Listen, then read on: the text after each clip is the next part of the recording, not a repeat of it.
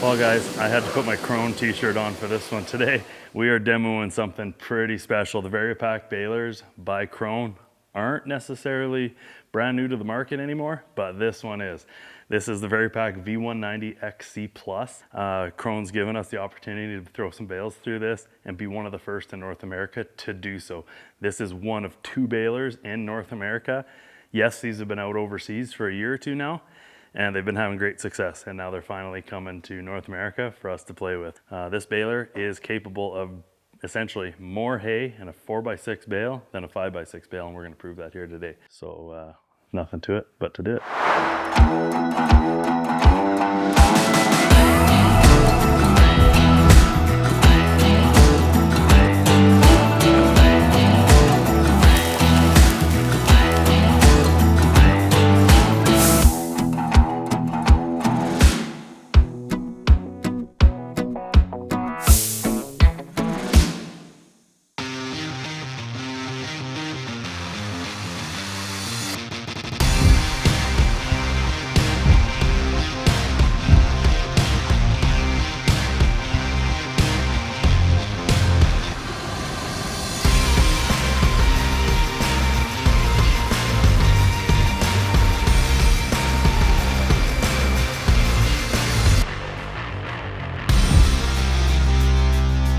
This baler is no joke, guys. This is insane.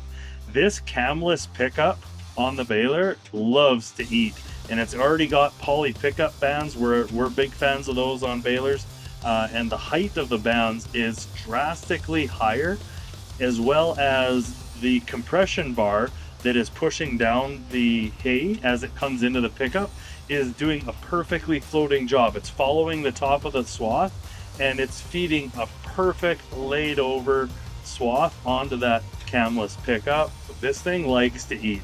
That's a bit of a characteristic with Krone balers. They like to eat. Our krone-na silage baler, same thing. Heavy silage crops, that thing loves to eat. We're putting a lot of material through here, and it's not complaining. It's not complaining at all. And talk about efficiency though, at these speeds and at that processing quantity per hour, you know, we're still only burning 16 to 19 liters per hour max. This last bale, I saw a lot of 12 and 13 liter per hour. So whatever the engineers over at Krone did, this thing's efficient to pull. One big thing I noticed, that this baler has way less rollers that the belts have to go around than a typical round baler. So they aren't routed over, you know, 15 different rollers. This baler has less quantity of rollers, so that's going to help quite a bit with the efficiency of power needed to pull this baler. This thing's impressive. It's too bad this thing's not for sale yet in North America. I kind of want one. Can't afford it. Spent too much money on a drill this year.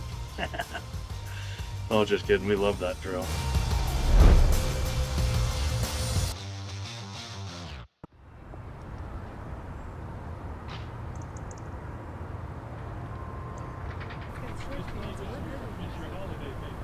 Never would I have thought that I'd be the guy to be giving a testimonial to a company as good and as large as Krone.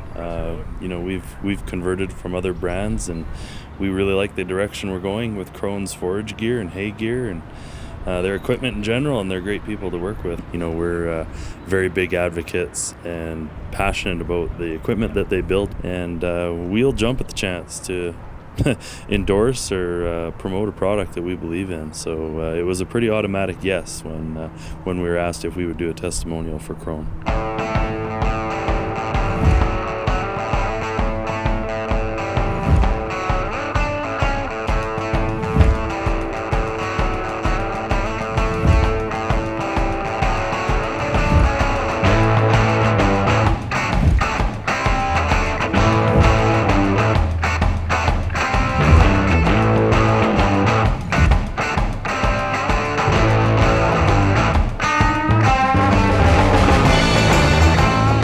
Hey guys, just checking moisture here. Always good to check out and see how the baler's doing, whatever piece of equipment it is you're running, I guess. But check this out. 8.5%. We were already light earlier this afternoon on moisture. we're at 9.5. The amazing thing though is we don't have a lot of leaf loss. And I'm wondering if you guys can tell in the background, we have visibility of not even a mile. So 1.6 kilometers.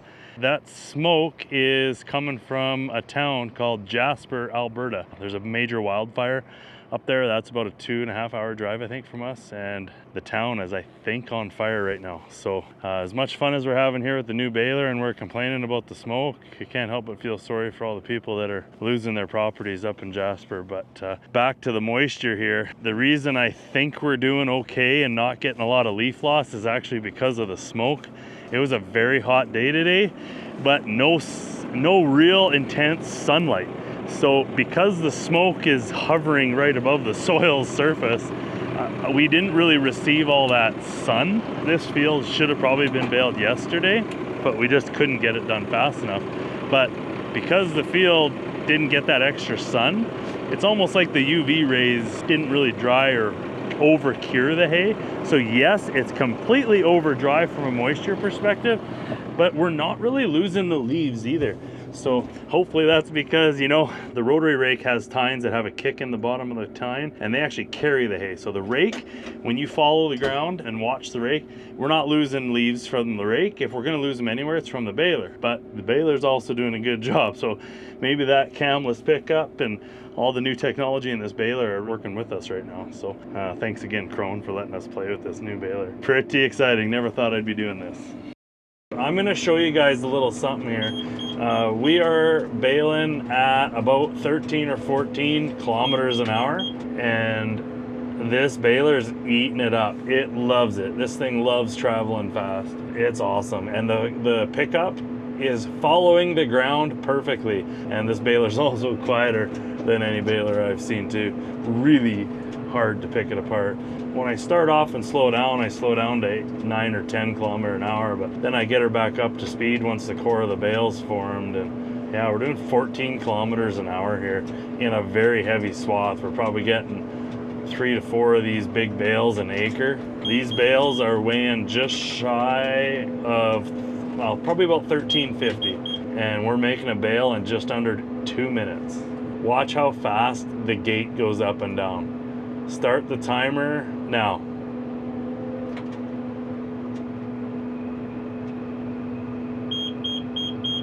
And I'm moving again. So from the time there that I said start the timer, that was from the knife of the net wrap system cutting the net wrap. You can hear it go click, and as soon as it hits click, the gate is starting to open and that bale's on its way out.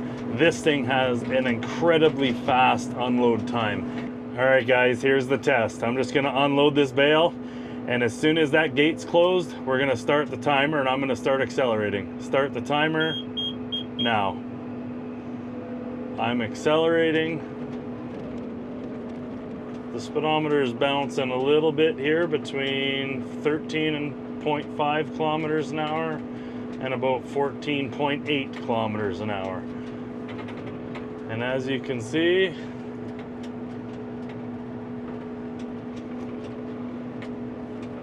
that baler, that pickup is eating. This is awesome. We are already at 140 centimeters out of 178 centimeter target bale size. And obviously watch the counter here in the corner. That's my warning to start slowing down. I'm coming to a stop. Net wrap is wrapping. We're putting 4 wraps of net wrap on. It's about ready to cut. Net wrap is cut, bale's out, gate's coming down. Stop the timer. I am propelling myself forward. How long was that? Flash that time up in the corner. That is impressive. Oh man, this thing wants to eat. If we owned one of these, I could spend more time at home with my family. That's gonna be my sales pitch to my wife. But honey, look at how much more time I could be at home instead of baling. How many more acres could we get done in a day? Maybe we could expand the farm, take on a few more acres if we had a baler like this. All right, guys, I'm gonna do something silly. I don't want to plug the baler, but well, I'm gonna try. Let's see how fast we can get this thing going without plugging. I'm in the swath directly beside where we just were.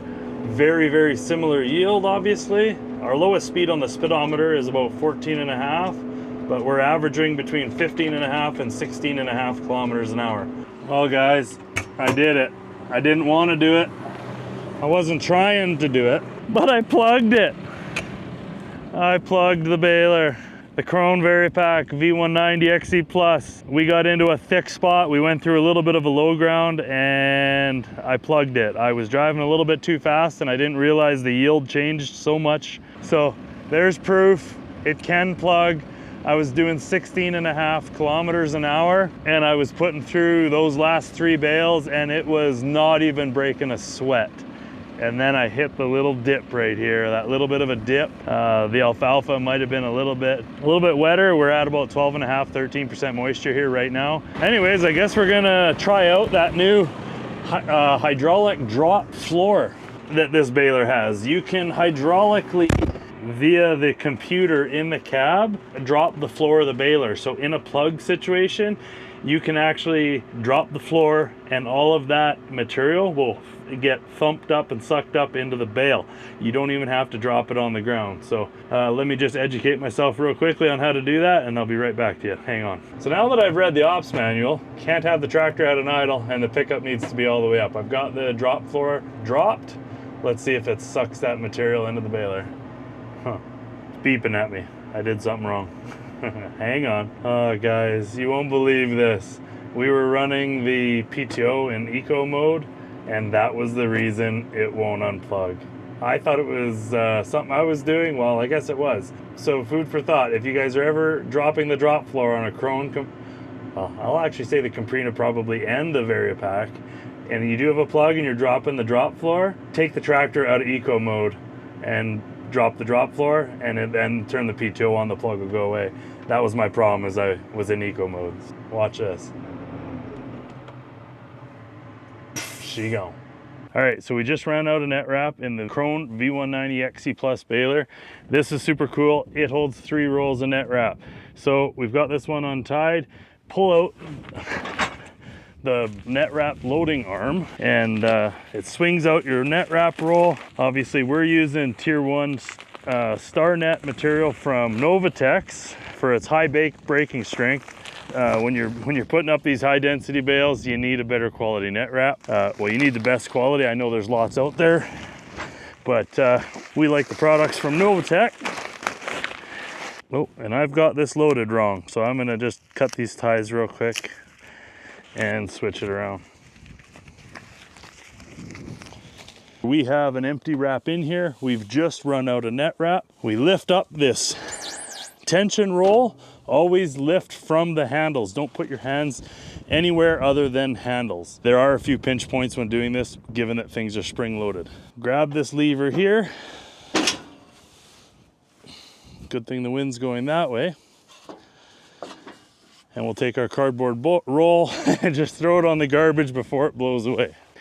This is what's super cool about the Krone system and this loading arm. Everything's on ball bearings, very little lifting required. Drop that lock down, take the gauge out. That's what keeps the net roll centered in the baler. You have several notches here to choose from. So you just pull that out, it's already on a chain. And drop it into the corresponding marks. You want about a 2 millimeter play or clearance on there and the core of your net wrap. You want to pull about 2 meters worth of material off of the roll. We're gonna go underneath the roller. Then we're gonna go over top of this rolling silver roller. There's a really good diagram if you can see it at the back, but I'm just gonna walk you guys through it. Okay, so we've gone down below the rubber roller, up and over the silver roller, and now we are going to just make sure the slack is pulled on the net wrap, grab our lever, holding it by the handle areas only, lower this compression roller. This is where Krone has thought of everything, there is steps so you can get up and good access into the front of the baler for tying this net wrap. So again, this is what makes a front mount load on the Krone baler so easy. We are gonna throw our tail of material over top towards the center of these two green bars. There are some teeth right down here. And this handle goes up and down. And those teeth move the net wrap into the arm that feeds the net wrap and the cutter knife to tie the bale. So what I prefer to do is take a bit of the wad of material, fold it over, put it on top of that knife pusher. And now the tail will fall. Give it a few punches, and that knife will push the tail about 10 centimeters into the auger system into the baler. Again, make sure that the compression roll or bar is down. So this tail down here is currently too long, so we're just gonna take our knife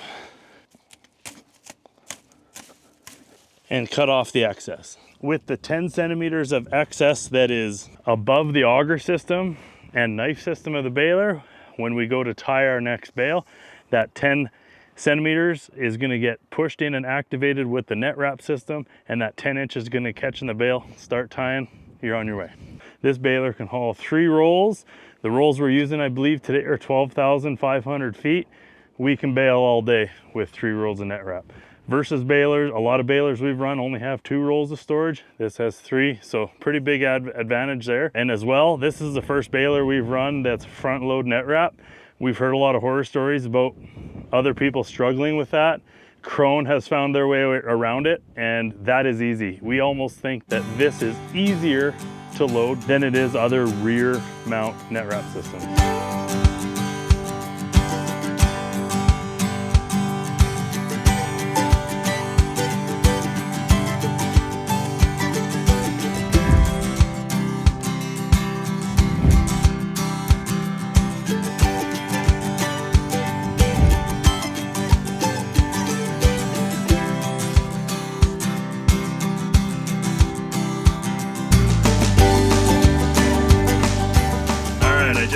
Switched out again with Dad. We're back in the John Deere baler to compare the bales in this field. I'm in the rake, he's in the John Deere baler behind the fast track. So we're gonna see how fast he can do some of these bales, and I have an idea. So I am gonna pick up a round bale, this one in particular, and I am gonna put it over here. All right, what I did here is show you a bit of a comparison. 5-foot round bale, 4-foot round bale. This one came out of the Krone Vari-Pack V190 XC Plus. This one came out of a John Deere 568 round bale. And so as you can see, they are almost the same height, an inch or a couple centimeters off. Let's check the density. And here comes Dad. We might just wait a sec before he dusts us out. Check out how fast he's going. I told him we have to run that John Deere as fast as it can run, because that Krone Vari-Pack set the bar high. All right, I have not put my hand in one of these bales yet. This is the John Deere bale. I can get in about to my knuckles. Not so much in the middle of the bale. It is pretty dense in the middle, but we get out past the middle core area, and I can get, I could keep going. I've got most of my hand in there. So this is one of the coolest reasons to go and play or look into one of these Vari-Pack balers. And again, we are not sponsored by Krone. This is not something that we're being paid to say. This is something that we're exploring on our own time and money. Check this out. The density in any of the bale is going to be perfectly consistent. You have 3 density zones in the bale. I can't quite get to my knuckles. My knuckles being the ends of my fingers. Okay, so the very end of the bale. I can get my fingers in, but I can't get them to my knuckles. So let's call this, I think it's zone 3 on the Baler density chart on the Krone. Let's go into number 2. I can't get past the first bend in my fingers. Let's go to zone 1. Again, I can't get my fingers, and I don't have that fat of fingers. I can't get my fingers into the bale until I go to the very outside of the bale. Where you see here, I got pretty big hands, and I was under 6 inches from the outside of the bale. The density in these 4x6 round bales from the Krone Vari-Pack are absolutely amazing. So yes, this is not a 5-foot wide bale. 4-foot bale out of the Krone Vari-Pack V190, 5-foot bale out of John Deere 568 round baler. Yes, the 4-foot bale is a smaller bale, but there's more hay in it. We haven't taken anything to the scale yet, other than we've taken out of the other field, we've taken 3 round bales from the Krone Vari-Pack baler, and they were a little bit over dried, and those bales were weighing 1,250 pounds a piece out of the Krone Vari-Pack. We got to give this beautiful new baler back to Krone. We're done our dry hay, we've played with it, we love it so far. The name might be a handful, but for good reason.